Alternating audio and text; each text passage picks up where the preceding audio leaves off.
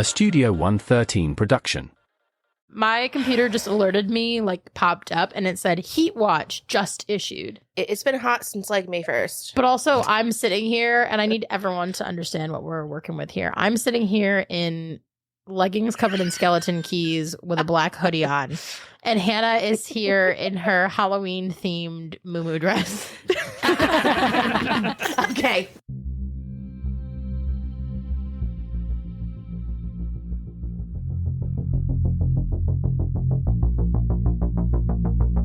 Hi, I'm Hannah. And I'm Courtney.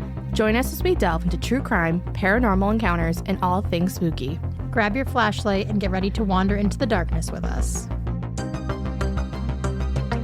This is Wicked Wanderings.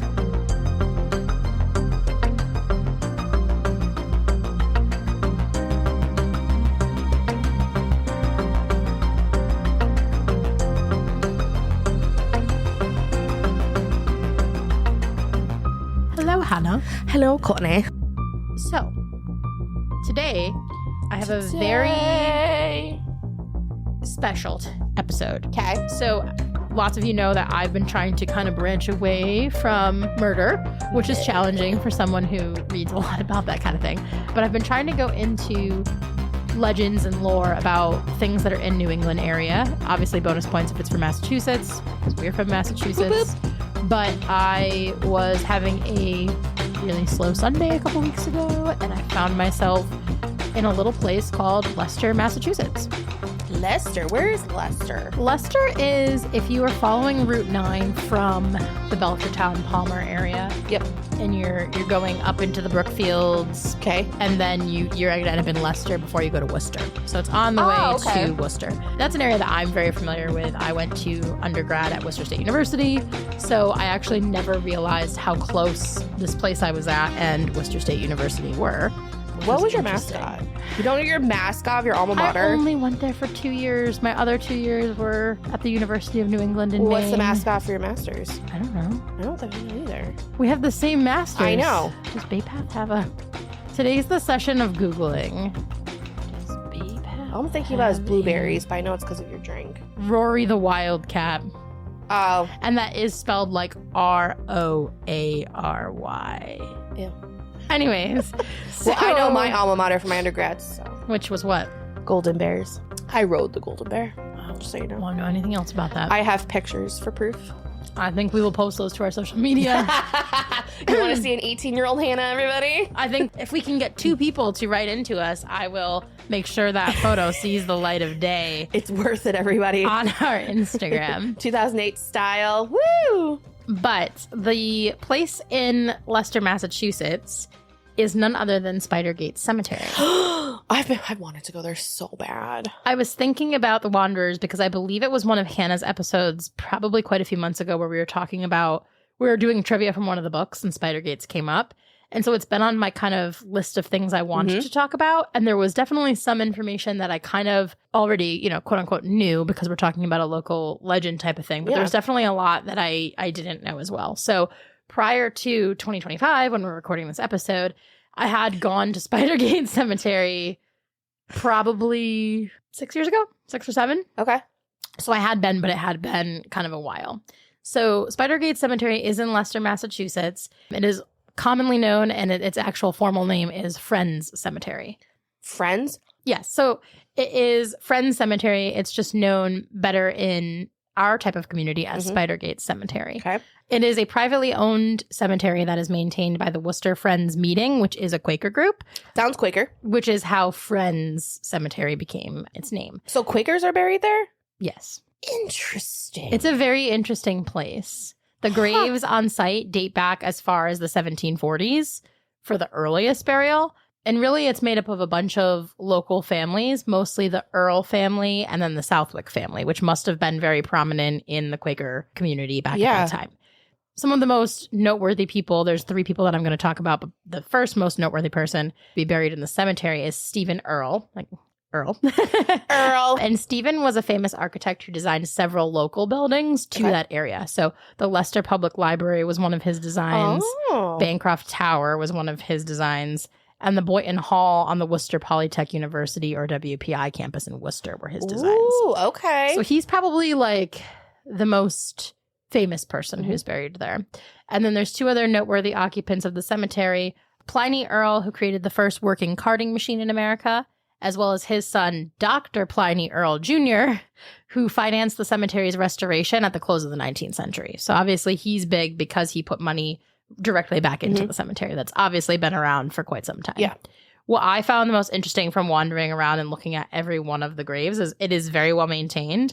And the most recent burial on the grounds was in 2021. Well, shit. Yeah, I was really hoping to find some more information about that. Like maybe there's a way that somebody could be either grandfathered in because of connections that they had. Yeah. Or maybe the plot was purchased for them or agreed upon for them and that's why they're there. But it doesn't seem like anybody else close to that time. There were some like early 2000s, but they were few and far between. There's not that many graves within the cemetery. It's very small. I thought you weren't allowed to walk through it. I thought that was something you had told me before. You can walk through it. You can. Okay. Yes, you can. It's not traditional like a regular cemetery that we think about. I don't want to say regular because it probably was very regular at the time. But it's not like one that you can drive into and you definitely can't. There's no like paths within it. It's like one big grassy. Was there anybody there when you were there? No, it was just me. When you are going to the Spidergate Cemetery from the street, it's completely unmarked. So you arrive on the street and you have to walk down a short wooded path. The cemetery entrance sits on the right side of the path, probably about like a third of a mile in. It's really not that far of a walk. The entrance is marked with stone walls that once held the gates and a sign announcing the grounds as the Friends Cemetery, along with a few policies that I thought the wanderers might find interesting. I actually took a picture of the sign, which I'm going to describe here, and you'll understand why I'm not posting it after I read you the policies, not rules. The first one is no trespassing in the cemetery after dark. Okay. Which seems pretty reasonable. I think most any cemetery. Most places. Plus, if you think about it, this road, it's over by like where the airport in Worcester is, like right on that line of Worcester and Leicester. So it's very dark. There's not any overhead lights even on the road that you would be on. So it would be like in complete darkness. Yeah. The second rule is photographs may be taken for personal use only. Video, sound, and other types of recording are prohibited. All recordings require prior written permission before use on the internet or publication of any kind. I would love who you would have to talk to get permission for that. There's an email. Really? There is an email directly listed on their sign as well, which I did think that for the purpose of our podcast, I might reach out, but I also didn't want to cause too much of like no, we don't want you to use that. Yeah. The third rule, and this is the one that I think is going to make you the most intrigued. Investigations of the paranormal are prohibited, specifically listed in the rules. Interesting. And then the fourth rule, bicycles and motorized vehicles are prohibited. I feel like that's a no-brainer one, though. I don't even know how you would get one in there. Then there's a policy at the end that says, and here I am quoting. And here I am quoting. The cemetery is surrounded by the City of Worcester Reservoir property, which is posted with no trespassing signs. The area is regularly patrolled and monitored. Violations of posted area may result in arrest. Okay. Well, we don't want that. And so all of this sounds very like unwelcoming, but what I really love that they put at the top of their sign, it says, "We hope you will treat the cemetery as you would the one where your friends and relatives are buried." And I feel like that says a lot because they are kind of telling you, hey, these are all the things that we don't allow. These are all things that are prohibited. But at the same time, it felt welcoming to like, not like, hey, you can't come in here. Right. It's just treat it with respect, which I don't think is too much to ask realistically. So by this point, you're probably thinking, why is this place called Spidergate Cemetery, Courtney? This sounds like a very reasonable cemetery. Yeah. It's small, right? It's quaint. And it's Quaker. Exactly. And I think that probably, if I think about the history, like how long ago it was created, and then you think about Quaker, and you think about the way that everybody views things of people who are different, it makes sense that this one was kind of based off of where it's located in the history alone, where you're going to come up with these different legends, so to speak. Yep. So Spidergate Cemetery is the home to many, many legends and tales among Massachusetts locals and other enthusiasts of the paranormal. It earned its name as Spider Gates because the gates at the cemetery's entrance were once grand, dark, and looked like spider webs. The art inspiration behind the iron gates that were installed in 1895 were actually a portrayal of sun rays, which personally, after reading about the sun rays, I can see the vision behind what they were doing. But on a personal note, I still see the spider webs, which could just be my inner love of morbid things and my morbid mind. But I think that, to me, sunshine is bright. Sunshine is delicate and yellows and oranges. And to me, if you're going to talk about a black iron gate, it just doesn't. Yeah, it doesn't scream sunshine. No, it doesn't. And I think that also it's just so many years of portraying it in this dark, moody light. As a photographer, I'm like, no, they're spider webs. Yeah. At some point, the original gates were said to have been taken out without permission and that the gates needed to be replaced. So there is some question, and depending on where you look in the research, that the original gates from 1895 are not there and that they were swapped out for another set of gates. And we don't know where those gates are. No, it looks like from things I could find that those gates were taken without permission. It's really sad. It gets even more sad. Oh, jeez. Sadly, as of 2022, the legendary and spooky gates are no longer on the premises. That's just sad. Like, did they finally, like, you know what? There's no point It was in having very these here. sad, and I didn't do my reading beforehand because I like to go to the places before I've done any kind of research and just kind of feel it out and take my pictures, do my thing. So when I went, the first time I had gone in like 2019, I had seen the gates. I have pictures of the gates, which I will post because I will. And they're beautiful. And so I'm like, oh my God, I'm so excited to see them again. I'm going to take pictures. I'm going to show them to the Wanderers. I'm going to show them to Hannah. And then I got there and I was like, what the fuck? There's no gates. And so logically in my mind, I'm like, who stole the gates? So I started looking into it. I just want to say I appreciate that you want to see a place before reading it, especially a place like Spidergate, because you want to get the feel for it. Because I think we've seen stories before of people that are like, I had no idea about all the stories behind this, and I can tell you all the creepy things that I felt, and it matches up or it doesn't match up with what people say. Oh, absolutely. And one of the things that I think, so I did my research and I came up with things after doing my visit. And I didn't look back at the pictures I took, which is anyone who knows me is probably chuckling to themselves right now because I am awful at editing photos. Like, I will take photos and years later someone will be like, hey, do you have those edited photos? And I'm like, no, I don't. Like, I haven't. I will say, Wanderers, for her birthday this year, the best friend here got her a cute little printer of her pictures. Has she used it yet? No. No. I'll use it tomorrow. Lies. Anyways. Because I wanted her to print her beautiful pictures. I'm horrible at it. And I think it stems from like a place of feeling like things are unfinished. Mm-hmm. So I haven't edited my photos by the point that I was doing the research. And then as I was doing the research, I was like, oh, you know what? Let me go back and like look through and see what I have that the Wanderers might want to see on social media. And I will tell you when I get to the point, but there was a point where I'm so glad that I had taken the pictures before doing a deep dive. Because there is a picture that I took that I'm shocked I was drawn to without understanding any of the legends. Love that. We'll get there. Love Everybody that. stay, little teasers, stay on your toes. There have been many rumors surrounding the reasoning for why they're not there. Some were stating that the gates had been stolen or that they simply vanished. Vanished? Yeah, Gates, I guess, do that. Yeah. I don't understand that one. It seemed far-fetched to me, but intriguing. The gates were removed in 2022 due to vandalism and graffiti that were sustained in a year. So, unfortunately, maybe not the most exciting, but I'm glad that they were preserved. My inner historic preservationist was very excited. The Leicester Historical Society has them safely kept while they determine how to make them accessible and viewable to the general public and still maintaining their safety. So that was a really big piece. They wanted to make sure they could keep them safe. And there is some talk on different like local newspaper sites I saw where they're trying to do some not monuments, but they're trying to do some type of historic preservation with other buildings. So they're thinking about incorporating them there.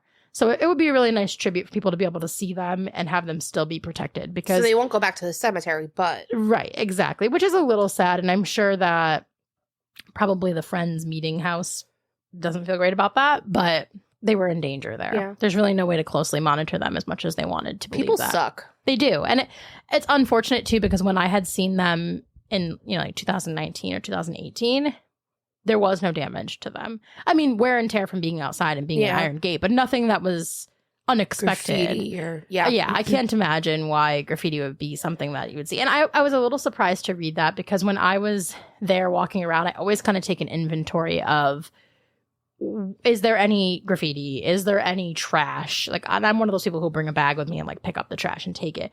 But other than things that were supposed to be there, I didn't see any trash. And so maybe somebody's really keeping up on it. I'm not sure, but it was nice to see that it wasn't destroyed because a lot of places like that tend to get left behind to the wayside, abandoned and forgotten. One of the things that I'm drawn to the most about Spider Gates is that unlike most spooky haunted places that have one legend behind them, Spidergates has several different legends and stories, which I always find intriguing because the more you read, the more you find out. It's kind of like a really big rabbit hole, which I think is something I say all the time on this podcast. I have a rabbit hole sixth sense. Like I'm always finding the rabbit hole. The first one that I'm going to talk about is the hanging tree. Okay. There's a really large oak tree on the property that is said to be haunted by the ghost of someone who took their own life by hanging in the tree. Some people have claimed that a strange white oozy substance has also been seeping from the ground, and runes have been discovered in rocks just outside of the cemetery walls, which is just outside of where the tree is. Okay. And the tree is definitely very ominous. There are some people who were saying things like there was a rope that was hanging from the trees. I haven't been able to validate any of those things. Another one of those cases where some sources will say it's there and then people will go and do their blogging of it and say, okay, there wasn't anything. I wouldn't really expect there to be anything.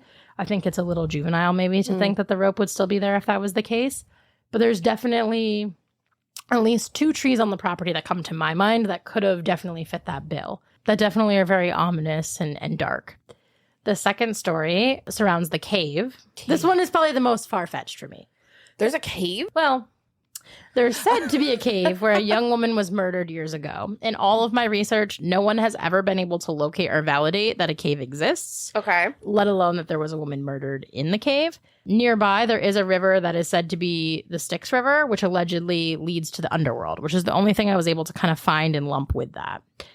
The Styx River, dude. Yeah. I love Greek mythology, so that's... There's a lot of that. And the more I'm getting into doing, and I love that one of our wanderers had kind of urged us to go outside of the path of just serial killers and true crime, because I'm learning that I really enjoy legends and I enjoy the symbolism of different parts of it, whether it's true or not. The storytelling part of it is entertaining to me. Yeah. I think number 3 is one of my favorites. Okay. The Vanishing Cemetery. Ooh. And this one I think is... It sounds so far-fetched, but also to me, it almost seems like it could be the most reasonable. So you're going to have to bear with me. Okay. So some people have claimed that a second cemetery appears across the street and can only be seen by an individual one time. So if you see it one time, it will never be there again. If you listen closely, you can hear a demonic creature roaming amok in the woods. I added amok. Amok. I had to throw Hocus Pocus in here. It's unclear why the second cemetery can only be seen once. Like, I've looked into why people hypothesize that. I could never get anyone to relate anything back to, I was thinking, the dimensions of hell or something, because everything else relates. Yep. But there was a very interesting story and account from the Worcester Telegram, which is their local paper in Worcester. And according to the Worcester Telegram, one woman had gone to the cemetery with her daughter, and it was kind of around dusk, I would say. The sun was up, but it was coming down. They weren't violating any rules. They weren't there at night. But the sun was setting more, and they were walking along, and this woman looks up and she sees a path that has more cemetery, more stones in it. And so they decided, hey, it's getting a little bit dark. We're not going to go wander there, but I'll come back tomorrow. So the following day, the woman and her husband, they come back to the cemetery in broad daylight, and they follow the exact same path that she had taken the night before with her daughter, only to see that there was just path and river, no cemetery, no additional plots in sight, nothing. And she didn't really think a ton about it until she had gone home and was like, oh, that's so strange. What about this place? What is this place? Kind of like how I did. I went and I looked, and she was seeing all these people writing about the Vanishing Cemetery. And she was like, wait a second. Is that what I saw? And something about it for me is a lot of times with legends, you're reading accounts that don't have names to them, or they were so far back that you can't see the article. And this one wasn't like that. So it made me think, it could be somebody out for some attention. Sorry if you're listening. Maybe, but I thought it was really interesting because to me, optical illusion has always kind of been fascinating. Like mirage. Almost like somebody thought you were comfortable, so they showed you. And what would have happened if you had walked into this cemetery that doesn't exist? Like, in my mind, I'm thinking, okay, the legend says that the cemetery is there. You can only see it once. What happens if you wander into it? Does it disappear? Do you get to go back out and then it disappears? Or, if you and I go, I have so many questions every time I do legends. If you and I go and I see it, but you don't, and you go back with Rob, are you going to see it the second time? But are you not going to see it because I saw it and I told you about it? Or do they only pick certain people. Is it like a VIP club? Right. It's like one of those speakeasies is what I was thinking, where you go in underneath and then you're in the speakeasy. Yeah. The fourth story, and one that I have my own personal story for now. The Marmaduke Earl story. Okay. It's alleged that if you visit the grave of Marmaduke Earl, who is one of the patrons of the cemetery, at midnight and rest your head on the grave, he will speak back to you. So you just rest your head like with your ear to it, like you're listening. Some other variations state that you first have to ritualistically walk around it 10 times and announce, Marmaduke, speak to me. Many people have tried this, and it's unclear what anyone is expecting to hear back. And it is said that Marmaduke died at the age of 90. So I'm hearing all of this, and one of the accounts that I was reading off of had said, you know, their version of the story and the research that they had put in. And they said it was evident to them that people were going there and people were trying this because of the way there was a ring around the grave, like dirt instead of grass. Okay. And I had myself thinking, I was like, that's interesting. I do remember seeing a grave with a ring, but I don't know if I took a picture of it because I didn't take a photograph of every angle of this place.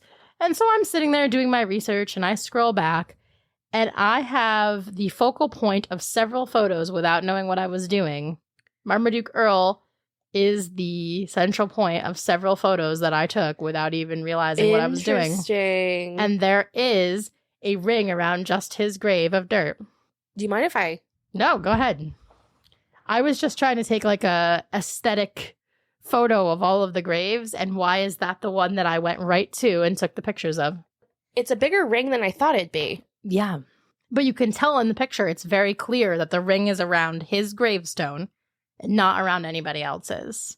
And that brings me to kind of what I was thinking, like, what makes a legend, right? Yeah. I've been doing a lot of thinking about that, especially doing research on several things like Camp Wendigo, like Spider Gates. The covered bridge. The covered bridge, yes. Yep. I've been doing a lot of thinking about what makes a legend. And so part of it's word of mouth, obviously, because a legend is a story that keeps being passed on through generations. But also it's the belief in what happens that carries it out. And the belief is kind of like the magic that keeps it going. Yeah. So the people, for me, seeing that picture, it was a little like, it made me stop because I was thinking, wow, I really didn't know anything about this, and I was still drawn to that grave to take that photo. And I mean, I love being in cemeteries, as everybody knows. I love taking photos of cemeteries, but I didn't take a photo of every grave. I was drawn to that spot. I thought it was interesting how the dirt and the grass, and I took all these pictures only to find out that there is a legend about it. And it kind of warmed my heart a little bit to see that people are going there.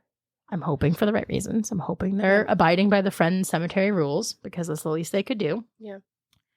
They're paying their respects in the way of a legend. They're going and they're believing, and that's what's keeping the legends alive. And that's kind of a beautiful thing. Yeah, I agree. It's not often in 2025 that people show camaraderie in anything, and then to believe in something that seems so out of this world and defend it. Some of the people online, it's great to see defending things and giving evidence. It kind of warmed my heart. And I think I'm becoming a local legends girl as well as a cover girl.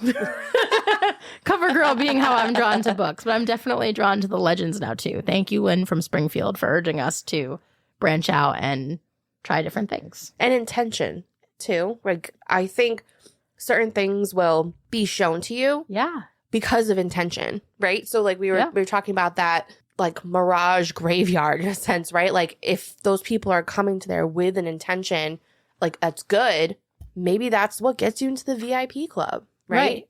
And I would have loved to. I wish that they had given her full name or some way to contact her, because I have a sneaking suspicion that she's definitely an open-minded kind of person. Yep. Not many people could say to their husband, like, hey, I'm going to go back and look for this cemetery nobody else saw. And they'd be like, hey, I'm going to go with you. Yep. You know, the world has a funny way of showing you things that you're prepared for. Yeah, for sure. It wouldn't be a list without talking about the most popular by far, which I actually think is the most far-fetched, but it is part of how Spider Gates became Spider Gates. The most popular by far is that the gates are the 8th gate to hell, with the other 7 gates around the country.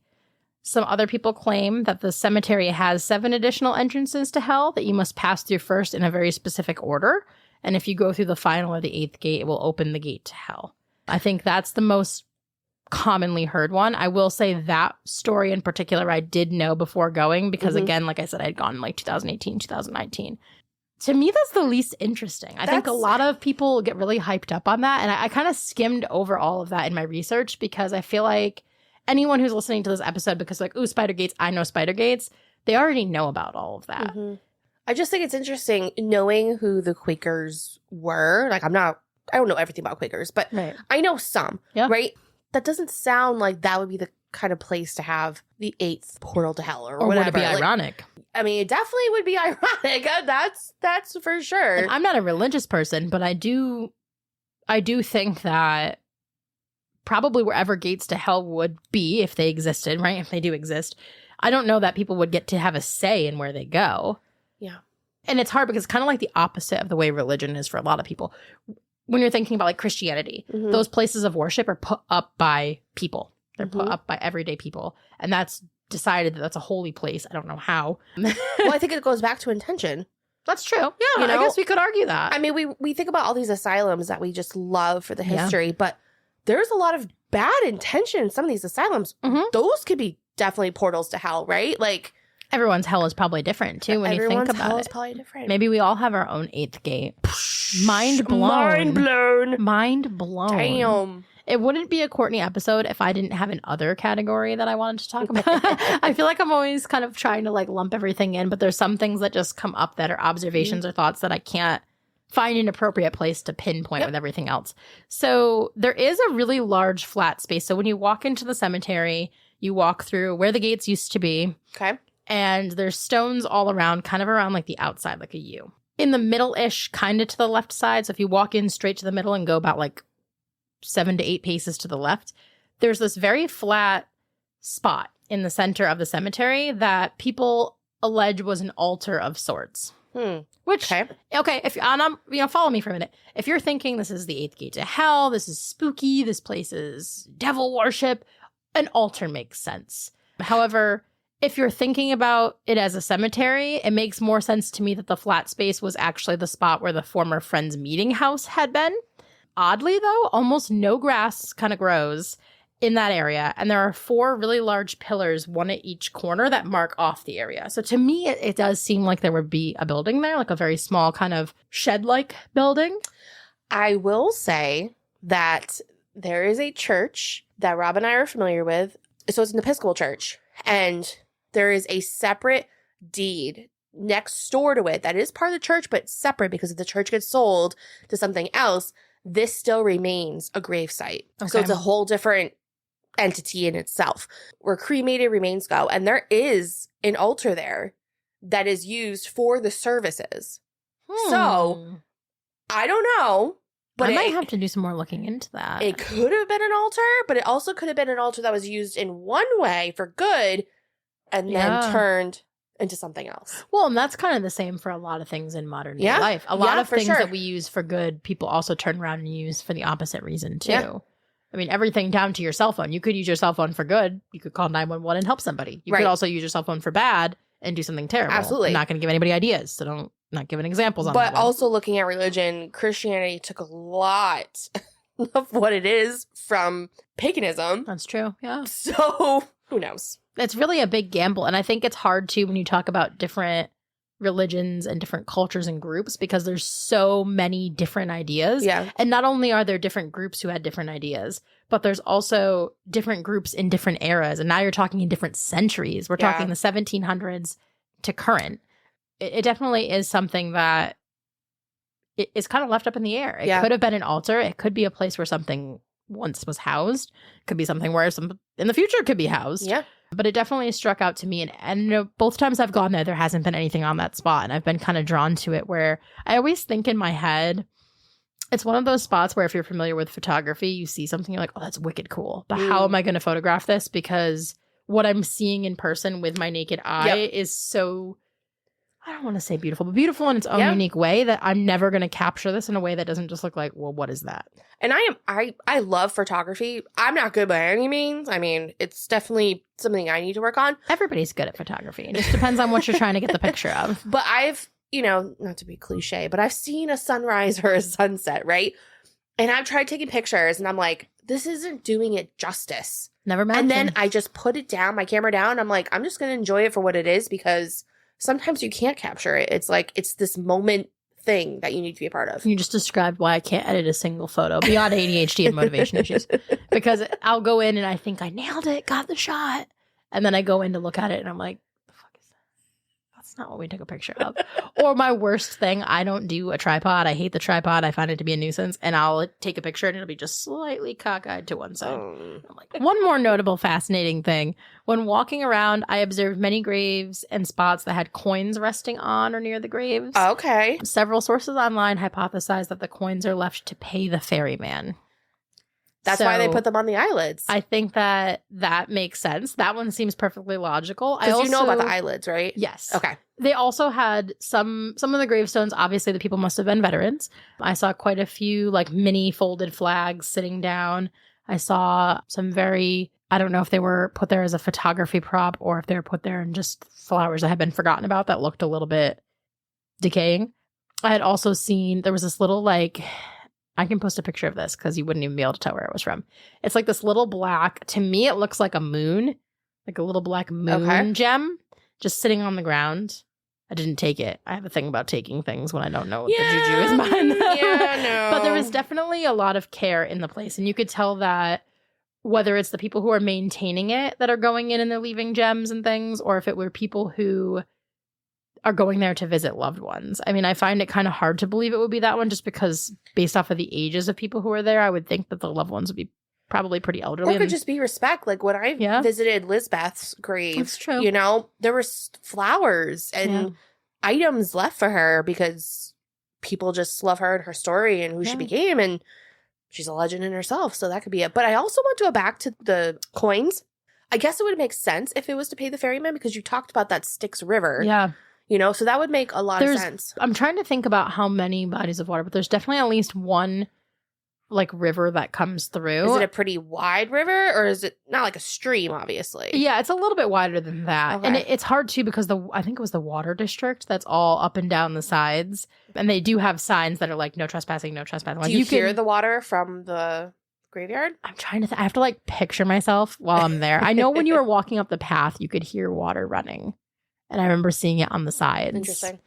And there was some evidence that kind of made me think that perhaps people were camping up there. But again, very hard to tell with a place like that. Was it somebody who's homeless? You're thinking how close they are to Worcester. Was it somebody who was maybe violating some of the Friends' rules? Which, if you're listening to this and you're thinking about going, it's definitely a place that you can visit. But, you know, at Wicked Wanderers, we want to urge you to follow the rules and not test those boundaries. Just because if somebody went through all the care to maintain a place and put the rules up, you should be mindful of that. Absolutely. And I think there's so many other places that are okay with filming and being respectful and ghost boxing and stuff like that. Like there are places that do allow that. So like why try to desecrate it just so you could be the person, you know? It's not. And ultimately you can't do anything with that stuff anyways. I do think that if you were to email them, depending on what it was for, they would probably allow you to use it. I think it just comes down to wanting to have some kind of control over it. For a while, I remember it being a very, very, very hot spot for people to go to. I mean, I'm sure there's like a fee and you have to pay for someone to be there with you or something. Like, I'm sure it's not like a free-for-all. Probably. And I'm sure that they want to be able to maintain what content goes out. Because if you even, like, let's say you are very successful and you go out and you put this place on blast and you show everybody you going out and doing things inappropriately. Yeah. Now you're setting this example. People look up to you when you have that kind of following, and they're going to be like, well, so-and-so did it, so now I'm going to do it too. And obviously, Hannah and I, we condone ghost hunting where it's allowed. We condone photographing things where it's allowed. It is certainly not a place that I would want to... I don't get a bad vibe. I just don't think you would catch me there at night willingly. I think, like, if you were like, hey, we're going to go do that, I'd be like, I'm good. Yeah. There's just so many stories for one place that makes me wonder if some of it somewhere isn't true. Right.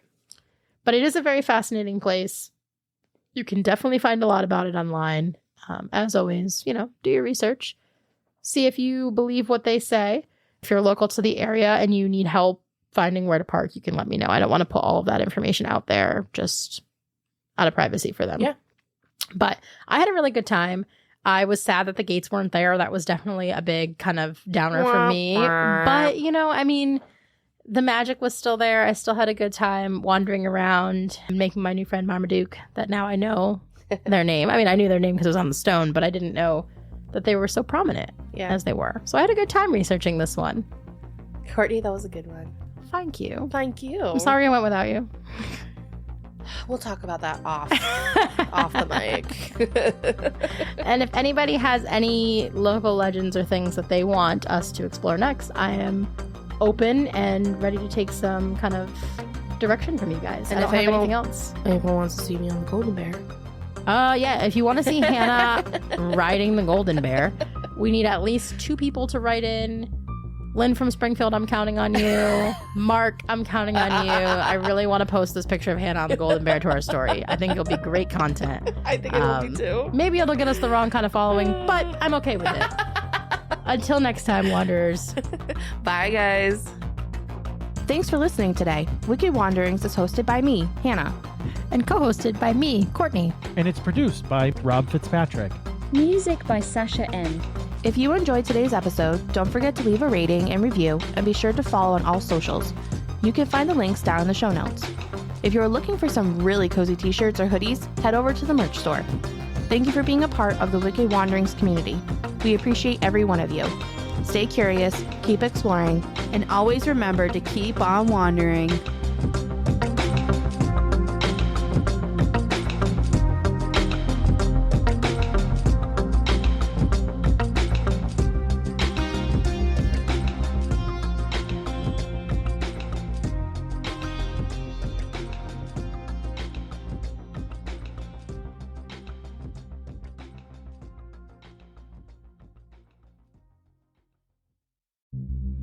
A sincere expression of gratitude to our esteemed patrons for their generous monthly contributions. You too can become a valued patron and unlock a realm of exclusive content by supporting our mission for as little as $3 a month.